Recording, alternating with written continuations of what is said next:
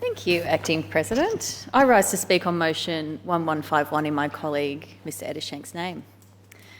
Earlier this month, alongside stakeholders from a wide range of sectors including the health, legal and AOD sectors, we wrote to the Premier to express our deep concerns about the Victorian Government's decision to oppose the decriminalisation of cannabis, following the inquiry into personal adult use of cannabis. As organisations who witness the far-reaching and harmful consequences of these outdated laws on our most vulnerable Victorians, we called on the Premier to urgently reconsider this decision.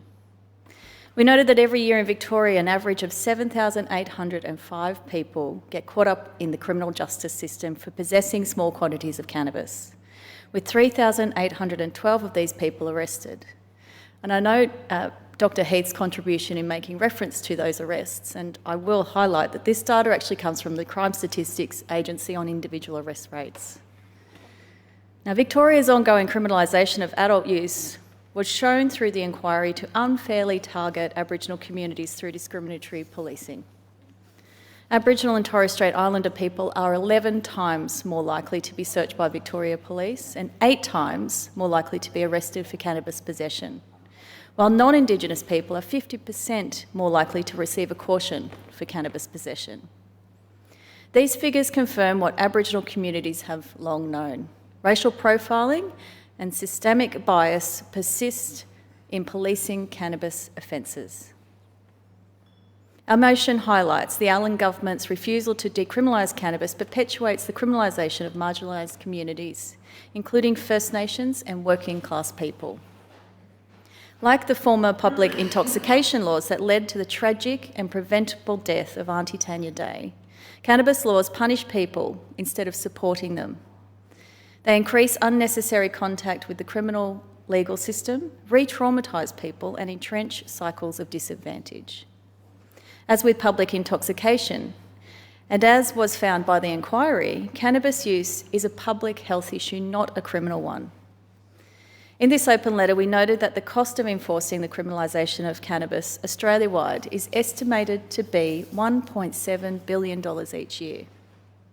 This includes $1.1 billion spent on imprisonment and $475 million on policing.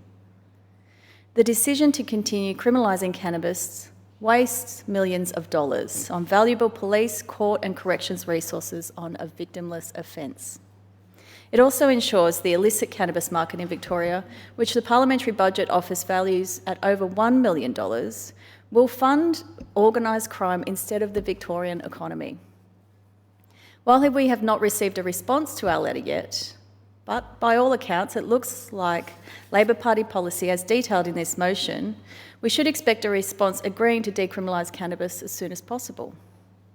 Unfortunately, our expectations are grounded in reality. The reality is that this government has made the decision to outright reject the sensible approach of decriminalising cannabis, in complete hypocrisy of their own party policy. But more than that, Victorian Labor Members voted for cannabis to be legalised, taxed, owned and regulated by the state government. You would think that this would encourage the Allen Labor government to act, but they don't even consider decriminalisation, despite over 80% of Victorians supporting it. Positive evidence from the ACT's experience and overwhelming stakeholder support. This is the kind of consensus we rarely get to see on any political issue.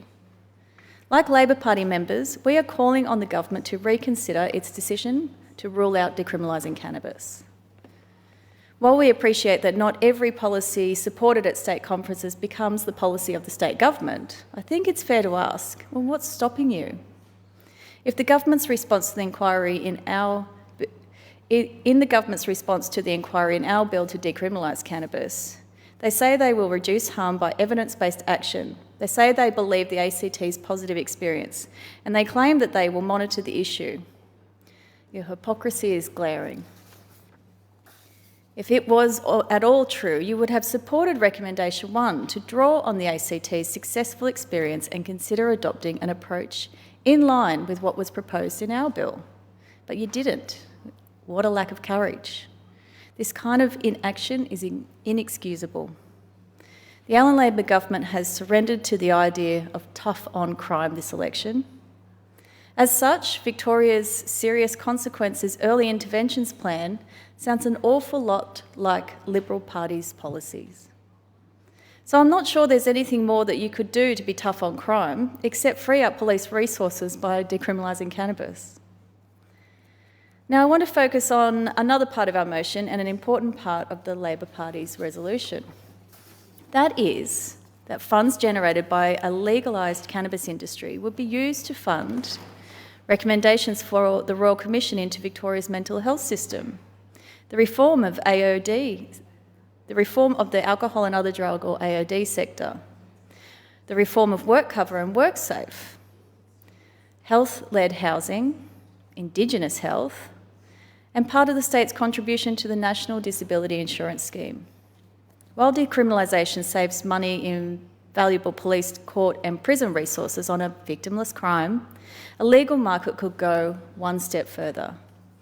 Instead of funding arrests and incarcerations, we should be funding mental health services, housing and other vital social infrastructure. At a time when these services are crying out for support, it is shameful that this government's inaction is stopping them receiving it. When it was announced that the Allan Labor government would introduce pill testing following the joint advocacy of Legalise Cannabis, the Animal Justice and the Greens parties, we had hope. A hope that this would be a government who listens to the evidence. A hope that they would have the courage to make the right decisions, and a hope that harm minimisation would be a priority. I am disappointed to say the least, but I am not entirely without hope. And to echo the comments of my colleague in quoting His Honour Tony Parsons, cannabis law reform is the whole trinity of good policy. It's the right thing to do. It's backed by evidence and it enjoys broad community support. While the time for change is now, I remain hopeful that even if it doesn't happen now, it's only a matter of time. Get on with it, heed your own policy and start by decriminalising the personal use and possession of cannabis in Victoria. Thank you.